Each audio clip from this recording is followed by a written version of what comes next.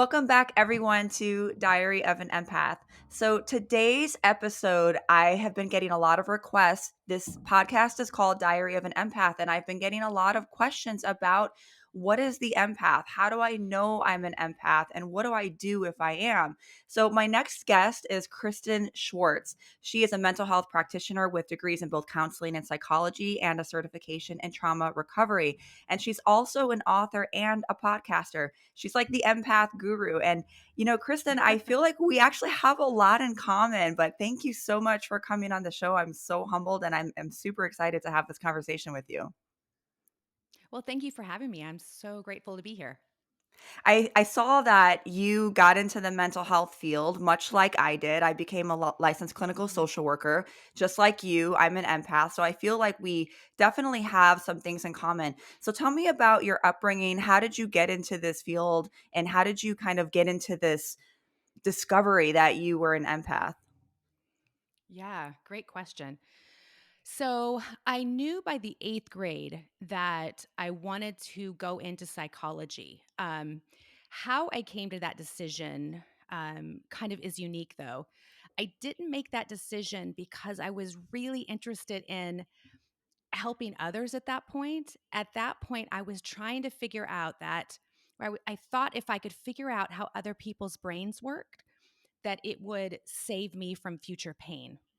Like I was really trying to understand what is it about humans that cause other humans pain. So I was trying to figure out the brain and the inner workings. And I thought maybe if I could do that, I could save myself from future trauma. Because Mm, by the time I was in eighth grade, I'd endured a lot, some of my big traumas.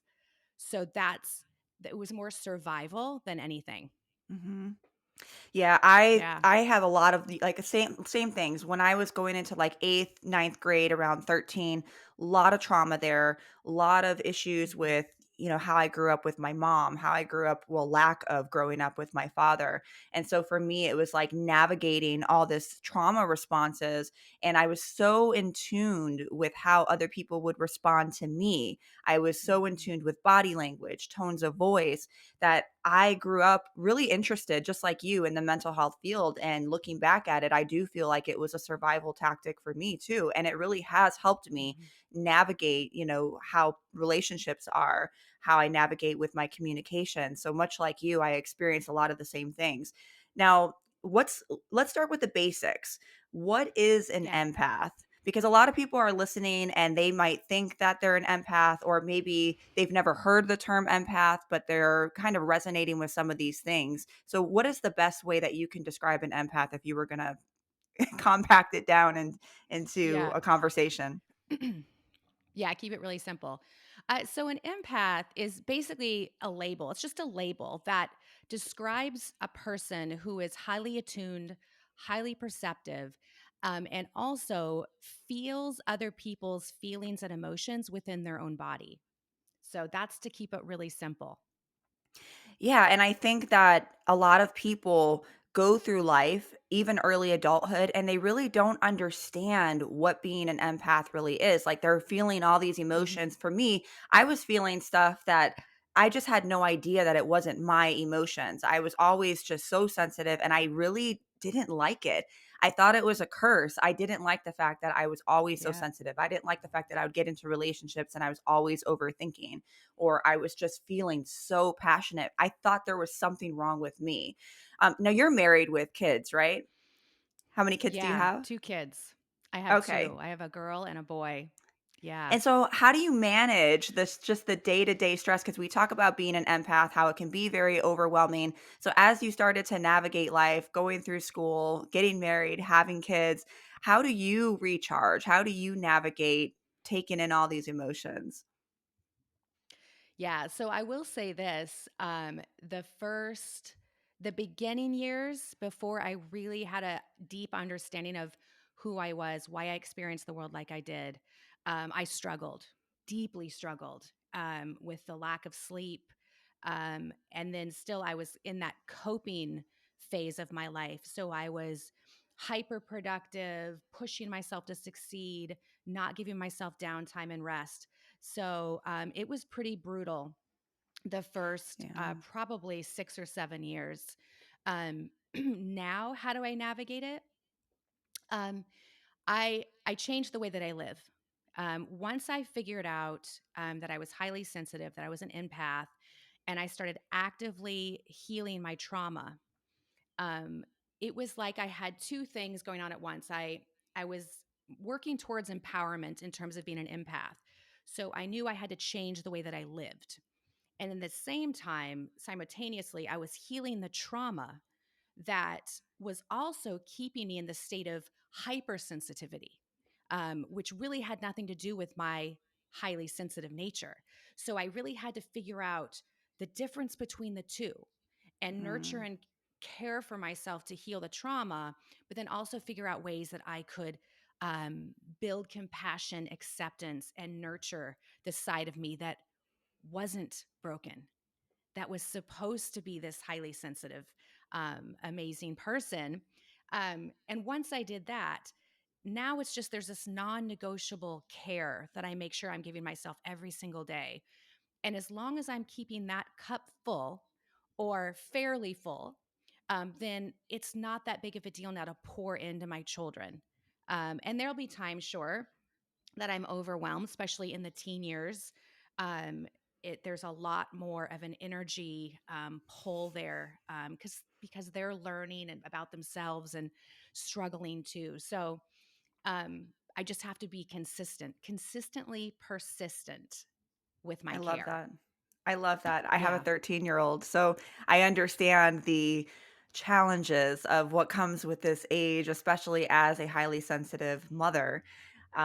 yeah, I tend to be probably more on the empath side than my daughter. She's very logical. She's very empathic, but she's very like black and white. Whereas me, I see yeah, the rainbows and the butterflies and everything that I do.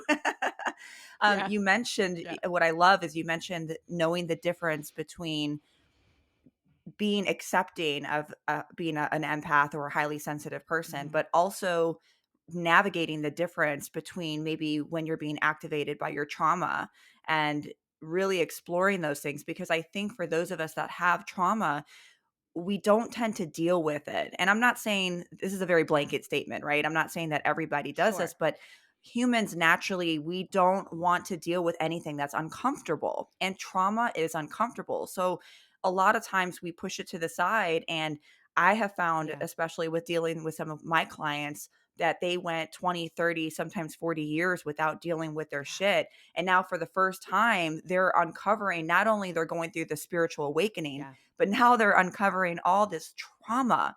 And it's quite Hmm. overwhelming for a lot of people because Yeah, they're navigating, well, who am I? Who am I if I'm yeah, not this traumatized person? If now I'm dealing with this trauma, now I have to rediscover who I am without the trauma, or with this, dealing with the trauma process. And now I'm discovering who I am as an empath. So it can be very overwhelming. So what I love is how you talked about you have to keep your cup full, because if you are not giving your full self, you can't be the best mother, the best wife, the best friend, the best father, or whoever you are to other people. You hmm, can't show up for yourself. How can you show up for other people if you can't fully show up for yourself? So I love that. right. You talked about how sometimes it was very draining. Why is it that some empaths or people who are highly sensitive feel so drained or go through life feeling really drained at times? I find that it was very, very hard for me. So what has your experience been in that? I will say this. I think for a good majority of empaths and highly sensitive people, the reason why they struggle or feel drained a lot is because they're spending the majority of their energy focused on other people and Oh other yeah. people's energy. So when we're always looking around at other people, and I get it, right? Because I've been there where you're looking around going, oh, what am I going to feel next? Or what's going on with that person? Or like, ooh, I noticed something about that person. And then we just like zone in. We get in this habit of over focusing on others. And so when we're doing that, we're not paying attention to what we need, what our bodies need. We're not paying attention to our intuition. So over time, that leads to mistrust and distrust in ourselves, distrust in others because we don't know what to expect from them. So it leads to a complete disconnect from us. And we know how that feels. Not good. And so I then it's agree. just this constant energy drain. Yeah. Yeah, I agree with that. So I find that for me, and I've gotten better at it, but navigating through my journey of knowing what an empath is, I was always giving, giving, giving. I worked in the mental health field. Yeah. I was always helping people in some way. People always come to me for advice. I was a people pleaser. So I was always outputting all this energy. And even now, I still struggle with the self care and with making time for Yeah. myself, grounding my energy, and making sure to keep my cup full. And I think that a lot Mhm. of people, they even will absorb energy that doesn't belong to them, because I look at empaths like emotional sponges. We're just absorbing all of this stuff that doesn't belong to us, emotions, energy. And it's like, no wonder why you're Right. overwhelmed. No wonder why you're drained. So, what are some solid ways? Because I like to give my listeners really solid tools that they can keep in their toolbox and take out when they need it. So, for someone who's listening and they're saying, oh my God, that's me, I'm drained all the time, but I don't know what to do about it. What are some solid tools that someone who is an empath, someone who's sensitive and who's feeling very overwhelmed right now, what can they do on a day-to-day basis that can maybe help alleviate some of these feelings, help them to feel more recharged, more Yeah. refreshed, and just navigate their feelings? Yeah, absolutely. So I want to make sure that I touch on that there is no quick fix with this, because a lot of the things or tips that I can give you, like I said, it takes consistency and you have to be persistent with the consistency. And some of them will feel off and you may not think that it's working, but you just have to stick to it. And we're all individuals and we're all unique. So what works for me may have to be tweaked a little bit by you for you to feel that release or relief. That being said, a few things: non negotiable self care and then reactive self care. So we have our non negotiable that we do every single day. And I can tell you what I do every day. I meditate, and that is to create space, um, to when energy comes in or thoughts happen that are disruptive to my peace. I'm meditating every day so I can create space to notice and then respond differently. So when I meditate or when we meditate, I know early on when I started to meditate, I thought, oh, I have to keep my mind quiet. I have to push out all the thoughts. And if I'm thinking, I'm failing at meditation. But for an empath, it's more like when your mind comes up and it's like, hey, you got an itch, scratch that itch. Come on, scratch that itch. And you're like, no, no, no, I'm not going to scratch that itch. Let those thoughts happen and then just watch them, right? Watch them and kind of navigate and soothe your body to just remain calm and watch. Because when we're out in the world and we notice energy, that's the key to absorbing it and not absorbing it, because you can notice it and feel it in your body. But the moment we add thought to it, it becomes ours, because now you've owned it. Now you're judging it. Now you're wondering where it's coming from. Now you're wondering why you feel it. Now you're wondering how to get rid of it. So as soon as you start to add thought and dialogue to whatever you're feeling, you own it. And now it's your responsibility to let it go. So when we're out in the world and we're noticing energy, especially if it's people that we're not connected to and are not really in a deep conversation with, and or it could be we're in a deep conversation. I would say, like, you want to imagine that you have a big hollow tube in the middle of your, you can say gut or solar plexus in that area. And the goal is to just notice and let it float on through, right? So like, oh, I'm noticing sadness. It's not mine. It's not mine. Just let it go. Um, so I meditate, I journal every single morning, because a lot of times the energy that I will pick up in a day will remind me or trigger something within me that still needs my attention. So I Mm, journal to work through that. So if we can think of the energy that we are picking up and perceiving, and anytime we have an internal reaction to that, think of it as like an invitation to go deeper into your own healing, which then you will begin to flower into who you've always been, but's been blocked by pain, trauma, stagnant energy that you've been holding for so long. I move my body. And now movement is different than exercise. I also exercise, but movement can be just dancing to your favorite song or taking a walk. Energy wants to move. We all know that on a scientific level. Like, we have to move our bodies to move the energy. Again, now our bodies are the conduit to everything that we feel. So we have to take care of that vehicle. So if we're not nourishing ourselves, if we're not moving, if we're not being kind to ourselves through our thoughts, we're not going to be able to manage that energy. Just like when we're better or when we're healthy and our immune system is strong, we're going to be able to take on a cold better, right? Same thing, Mm-hmm. right? So we want to care for our body. So those are my non-negotiables. I also make sure that I ground, and I can do that through meditation. I can do that through visualizations. I can do that by walking to the mailbox with my shoes off on the grass. But grounding is really important for an empath because we can spend a lot of time in our head or in like this spiritual realm of like, oh, just escape. I want an escape out of my body. Um, Grounding brings us back into our body, because a lot of us, especially if we find out we're empaths later in life, 20s, 30s, 40s, we've been detached from our bodies for a long time because our Mm-hmm. bodies is where we feel everything. So I know personally, I was detached from my body by the time I got into middle school. So grounding helps us come back, right? Because we can't process and let go of the energy if we're not even noticing it, and it's Mm-hmm. in our body, right? And then we have reactive, which is you're doing all the proactive stuff, but you're still going to an event that's going to have 150 people, and you know you're going to be noticing some things, picking up on some things when you're there. So that could be taking breaks. That can be, there's a couple, well, I guess I'll share one, just noticing your own energetic field.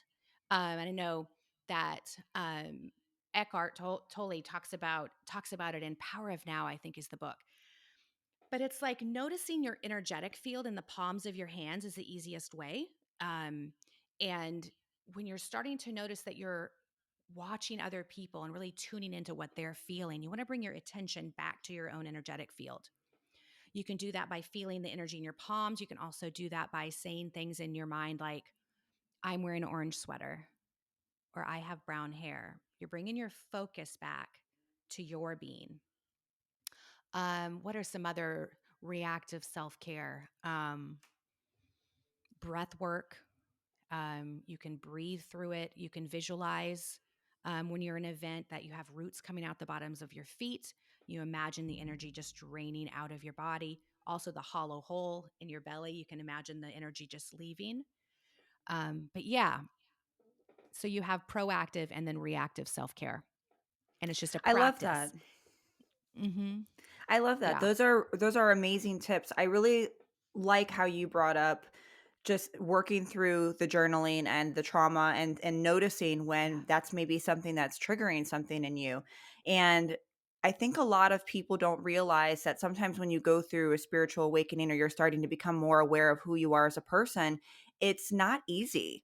A lot of shadow work Mm-hmm. is required, and shadow work is hard. It's not just like, oh, you go through this spiritual awakening and everything is amazing and I see things for what they are all of a sudden. Like, no, this shit is hard. When I started to Yeah. go through my recognizing of like, oh, I know what an empath is. No wonder why I've been overwhelmed. No wonder why it just made sense. I finally had a word. It was like getting a diagnosis for something. It's like, okay, Yeah. I finally understand I'm not broken. This is why I am Right. the way that I am. But when I started working through some of those traumas, even things that I never thought were issues, like my grandfather passed away when I was 17, and this is my dad's dad. My mom bought a house with my dad's dad. My father was not around, just not a good dad at all, just absent. And my grandfather, quiet guy, but a good guy, always wanted to do the right thing for other people. But I was kind of a shitty teenager. I did some wild stuff. I was a wild child. I didn't really treat him the greatest when I was a teen. My mom moved me and her to Florida when I was about 14, 15. He didn't want to go. And by the time I was 17, he passed away. So I've carried this guilt of Mm. not not being there for him, leaving him there, even though I know now I was a kid. I really didn't have much autonomy at that time. But I carried this guilt of what if I would have stayed? What if I would have just told him, Grandpa, please come with us? Maybe he would have. What if I would have just expressed myself more? I'm trying not to get teary eyed, but I think I Yeah. thought about this for so long and I carried it with me. And when I went through this journey of understanding who I was, I had to sit down and I'm like, I'm going to write a letter to him, even though obviously he's not Mhm. here, but I wrote that letter and I just let it all out. I said, I'm sorry. I wish I would have been there. And as I was writing, went back and read the letter and I was dumbfounded at kind of what came out. And it was almost therapeutic and it was almost guidance to me, maybe connecting with my higher self, maybe even connecting with him, maybe connecting with my guides. I don't know, but it was so therapeutic to just get it Mhm. out. And I had no idea that I needed that. And I think when you go through spiritual awakenings, you go through really finding out who you are. It's so important to process these traumas and these hurts. And, you know, forgiveness is not for the other person, it's for you. Now, Yeah. sometimes it can be great for Mhm. the other person, but it's really for your own healing. So I love that you brought that up. Now, talking about protecting your energy, because that's Mhm. something a lot of people have no idea what to do. You mentioned the white light, but sometimes when we meet people, and I know for empaths, we know, or there's something in our gut that's telling us that there's something off with the person. How does somebody trust that? How do you know when to trust it? Because I know we tend to attract a lot of narcissists at times or people that need a lot of healing. For me, I have in my lifetime probably more than I would like to count. How do you find that an empath can best protect themselves from toxic people or toxic situations? Oh, wow. It's so multifaceted, because it really does depend on where you're at in terms of acceptance of your sensitivity. What would complicate this situation and the dynamics in terms of a highly sensitive empath and a narcissist is self acceptance and codependency. Because if there's any codependency, any traits of codependency or tendencies, um, you're going to be more apt to kind of see the best or try to fix. Another thing is like if we have really big hearts, we may want to see the best in someone. We second guess ourselves like, "Oh, I'm just judging, I'll give them another chance." So how do we begin to trust our gut? By following our gut. And there's no other way around it. Um yes, there might be times that we're like, oh, this doesn't feel right for me. And we kind of back away from a person. And then we might find out in the future that, oh, wow, they were actually a really good person.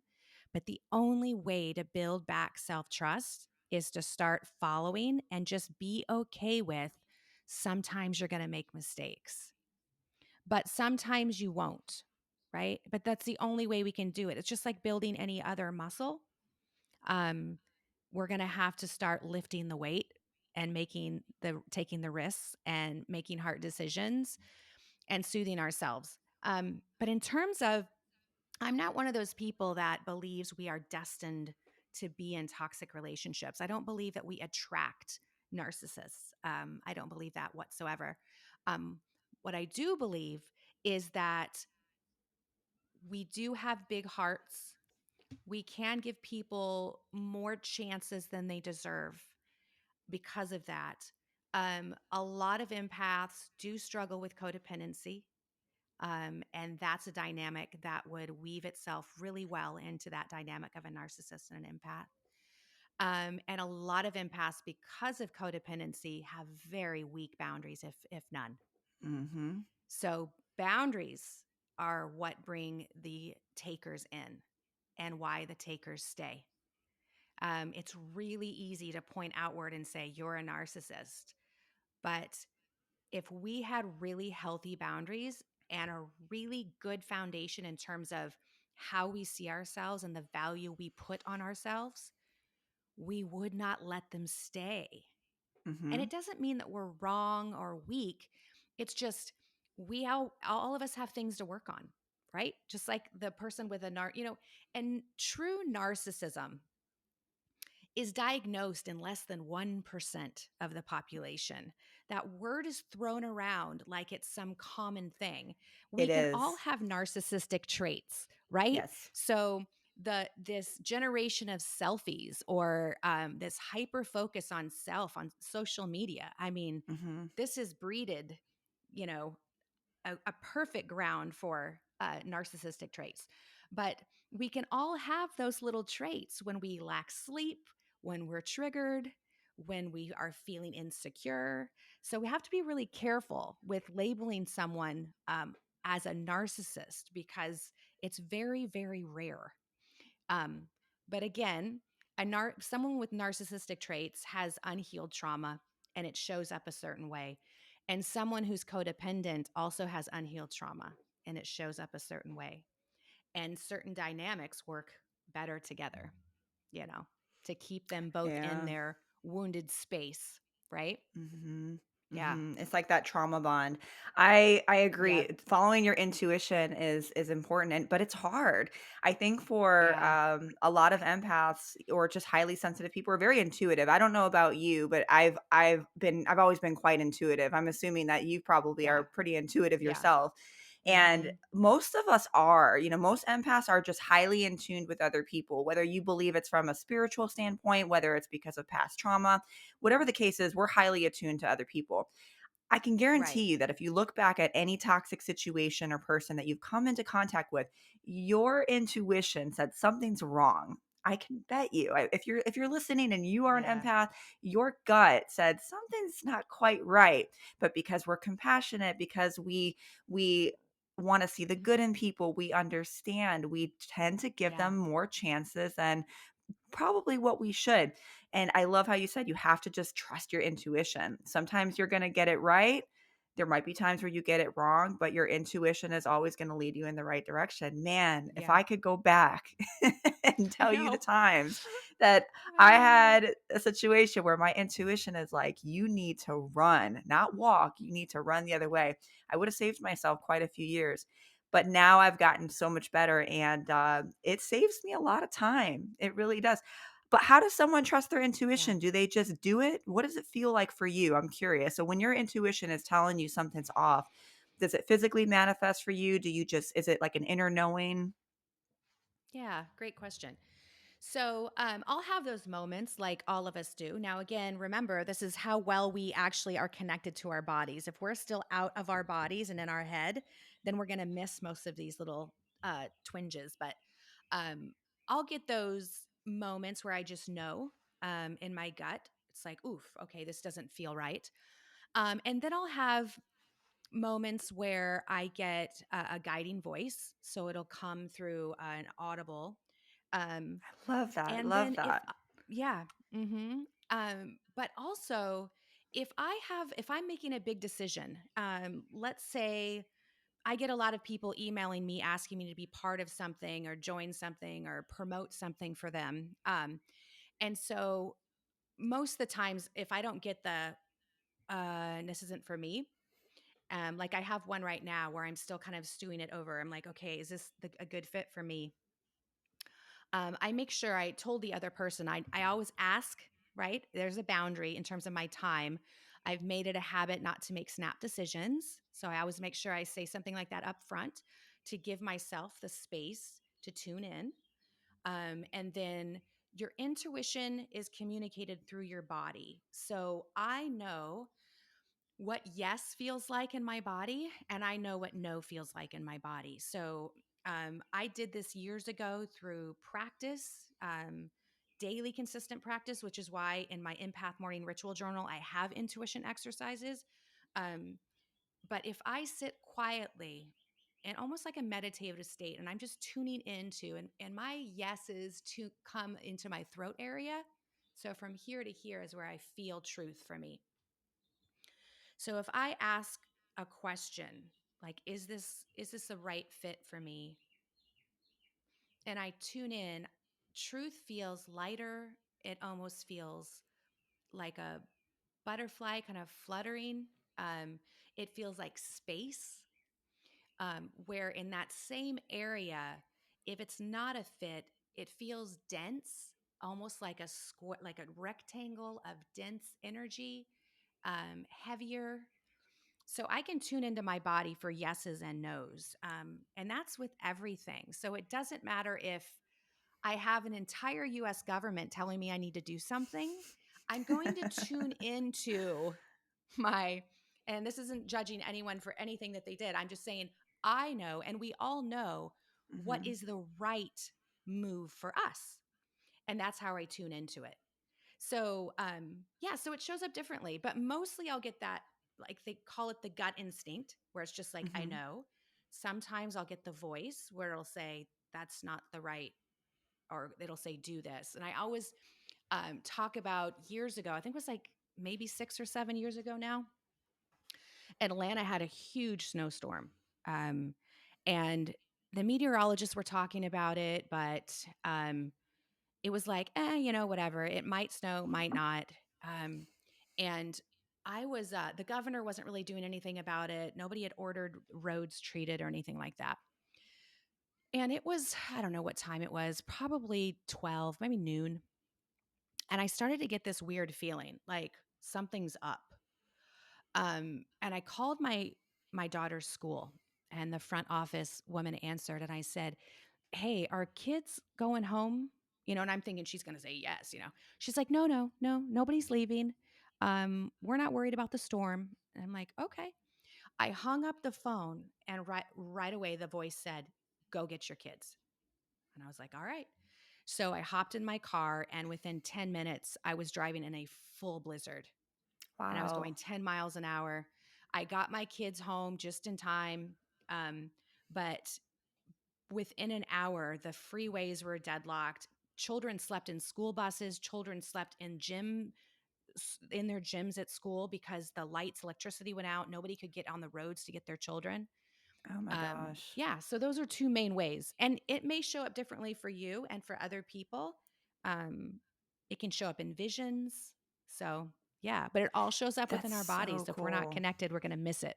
Yeah. I love that. That's so powerful. It gives me goosebumps. I have similar patterns that you do. It shows up for different ways. I don't hear audible, but I do hear a lot of frequency. So you're very psychic. And for me, I talk about this on previous episodes. I have like really keen psychic abilities when it comes to men's bullshit. Just like Nice. That's a good one to I'll have. it's really my superpower, and I will know things before they happen sometimes, and even when it comes to certain specific things with that person, like one guy I was dating, I'm like, something's with the ex-girlfriend. Come to find out, she was still the girlfriend. I knew right before I got COVID, because I recently had COVID about 2 weeks ago. I knew I was going to get it. I knew about 2 days before, and I'm like, I'm about to get sick. Something's about to happen. I don't know what it is, but something's about to happen. Within 2 days, I got COVID. Similar feelings when I'm around someone, especially when it's a man. For some reason, with men, I get this really almost sick feeling in my solar plexus, and I feel like I want to cry. It'll happen out of nowhere. There's nothing that triggers it, and that's when I know. And it took me a long time to figure out that's what it was. But now when it happens, I'm like, damn, I was hoping that this would be a good one. And so I usually bust out my tarot cards. I'll ask, and then I'll see the Seven of Swords or the Devil, and I'm like, God damn, man, can you just send me a good one? So I Ah, like you, I get these really weird feelings, but I love that you get these, that you're so tuned in. And I think, whether if you're an empath, everyone has to understand we all have psychic abilities. We all have them. yeah, Everyone's got different levels of them. But when you start to understand your body, when you start to really tune in to what does it feel like when you're around certain people, what does it feel like when you look back hindsight when something negative happened, you'll probably find that your body was giving you little like cues and little ideas to say, hey, yeah. something is not right.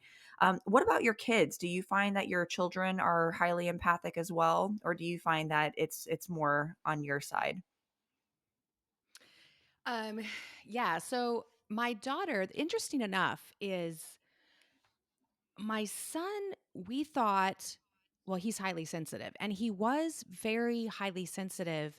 Now that he is older, He's like, "No, I'm not, mom. I'm not highly sensitive." He's still but he's coming into like his he's just turned 14, so he's grown so much in the last year and a half, and he's kind of in this phase where, he's a boy, he's a young man.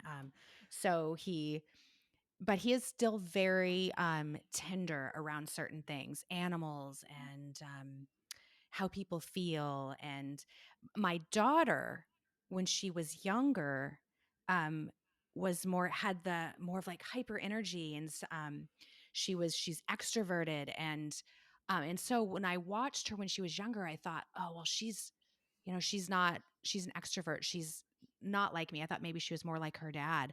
But now that she's a little bit older, she's very highly sensitive.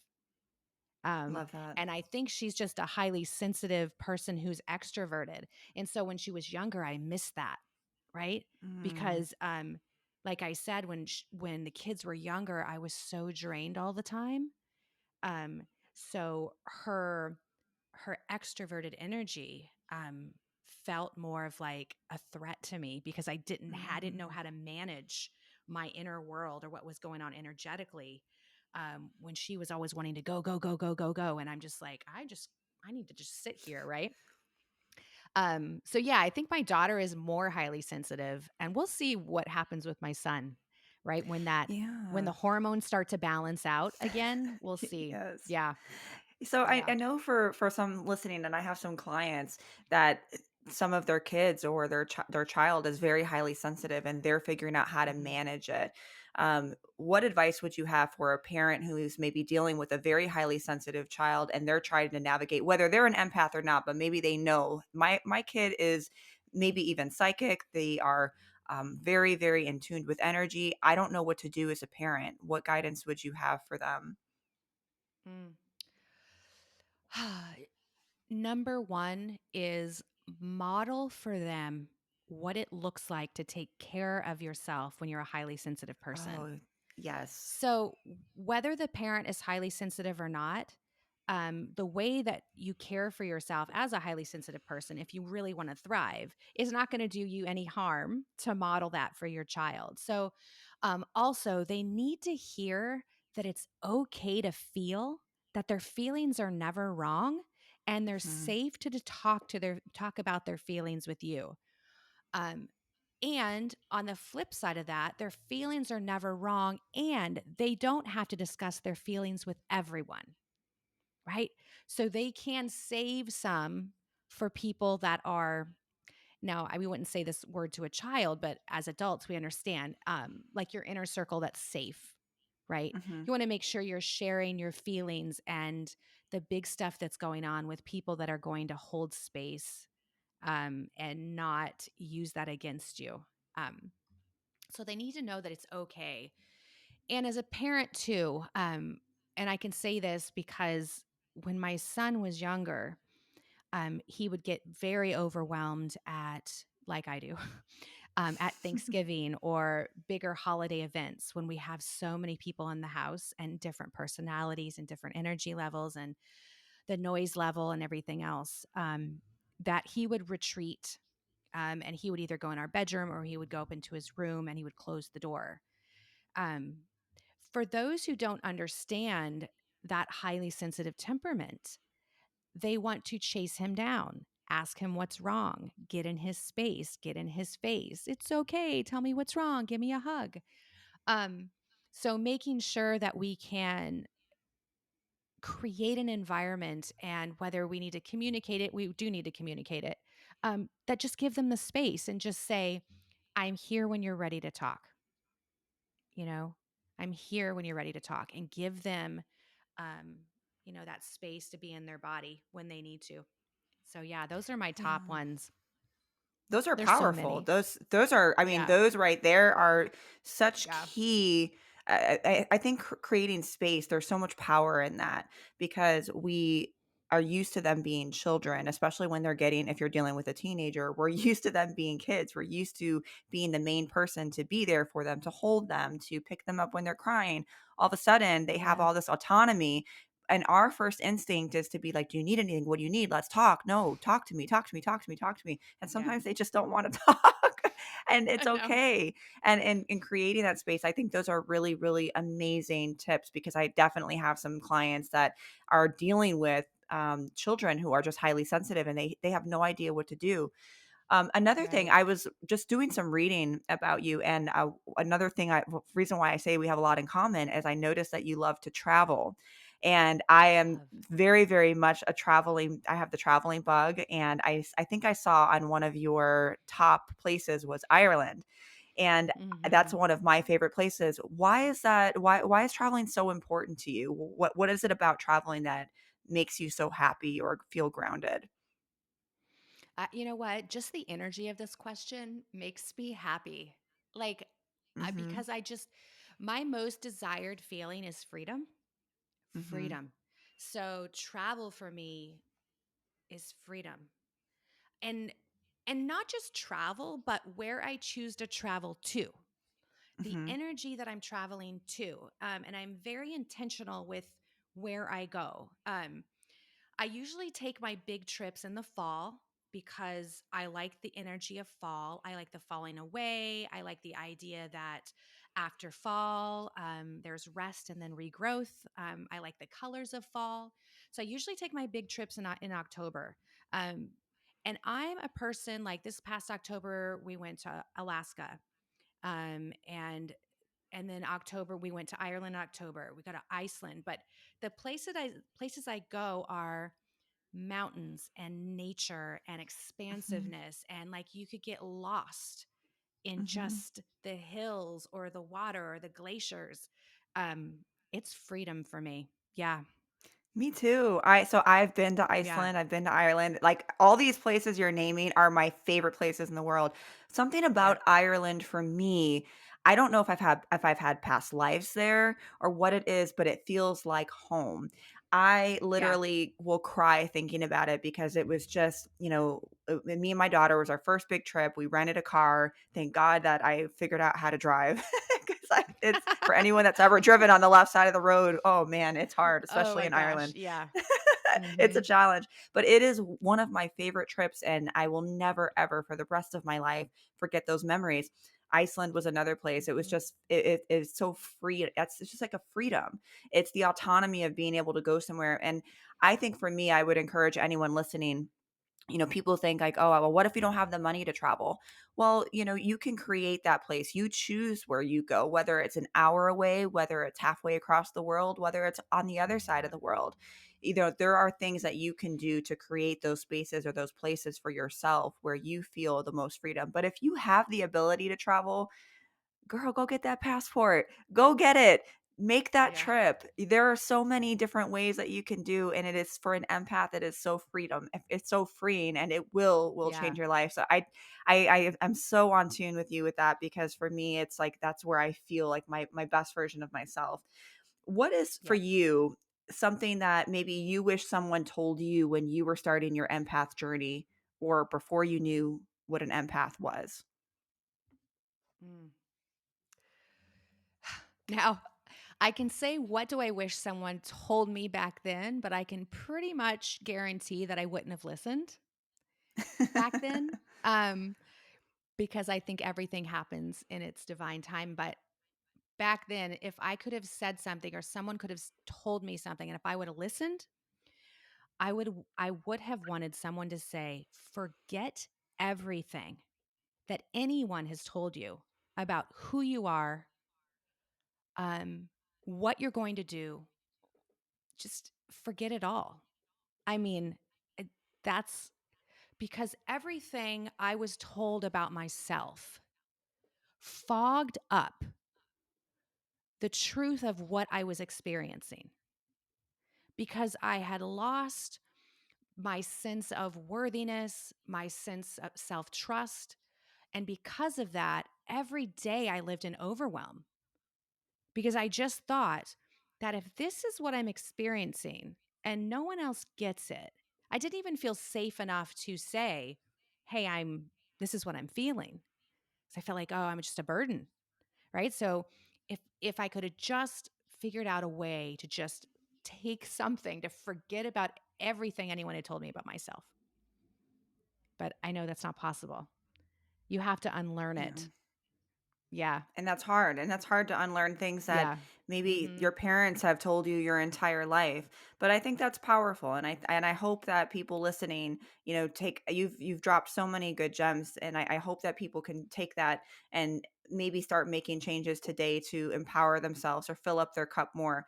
Now, I know you have a book that's out. It's called The Healed Empath. You're working on the Audible right now. Tell me about the Yeah. book. Why did you want to write the book, and what are your goals for it? I know that the Audible is hopefully going to be coming out soon here, and you're working on that. We were chatting a little bit Yeah. about that before we started. Uh, So tell me about yeah. your book and where can people find it? Yeah, great. So my book is basically it brings together not just my journey, but what I think can aid other empaths and highly sensitive people who are navigating that space of like having their own traumas, but also wanting to be that empowered empath and kind of navigating those two journeys at the same time, healing while simultaneously empowering yourself and separating that hypersensitivity from our beautiful innate sensitivity. So it has all kinds of tools and tips and guided meditations. Yeah. So the book came out in February. Um, you can find it pretty much anywhere. Amazon, Barnes and Noble, Target, all kinds of bookstores all over the world. You might find a little bookstore where you live that you can so you can go into a little store instead of online. But yeah, doing an internet search will find the book closest to And we'll you. link it. So Yeah, I'm gonna link yeah, it for yeah, everybody. That's so exciting. I can't wait for the Audible to come out because I I can sit down and read a book, but I know how I am, and the likelihood of me finding time to actually sit down and finish the book, it's yeah, highly unlikely. So I'm an Audible girl. So for those of you that are yeah, like, I would rather listen to her voice. I love her voice right now. Well, it's coming out. She's gonna have the Audible coming out soon. And you yeah. do workbooks too, right? So I heard you mention earlier that you have like workbooks that you've created. And so tell me a little bit about your workbooks because I think that's really fascinating, especially for those that maybe don't feel comfortable going to a therapist, but maybe they want to work through some of their own traumas and Oh, their own sure. and own stuff. Yeah, I have the Empath Morning Ritual Journal that I created because it's what I use every morning. So you can download on my website. I also have some energy workbooks. Trying to remember all the ones I have. They're all linked on my website. I know I have some meditations. Um, releasing shame. I have a workbook on releasing shame, and then I have some mini courses on um, like nervous system 101, thriving in relationships. There's one other one. There's so many, You just got but them yeah, all. I love that. I have You're some like mini the courses. There's empath three of them. guru. Yeah, You're yeah. literally the There's a lot of empath guru. resources. That's what I'm gonna call you. You're gonna be the empath guru because you have so many amazing resources. And I love offering people resources. That's the social worker in me. I want people to have Yeah, concrete ways that they can work through some of their challenges. I don't like to call them problems. We're gonna call them challenges and so they can sure. learn more about themselves. So I just want to thank you so much for your time and your energy and just dropping all of these gems. This conversation was so insightful. I'm going to go back and listen to it because I think I learned even more about myself. And I know people listening are going to get so much out of it. And so I just want to humbly thank you for your time and your energy and for coming on. Well, thank you. It's been lovely. I've loved being here. Great. Thank you so much.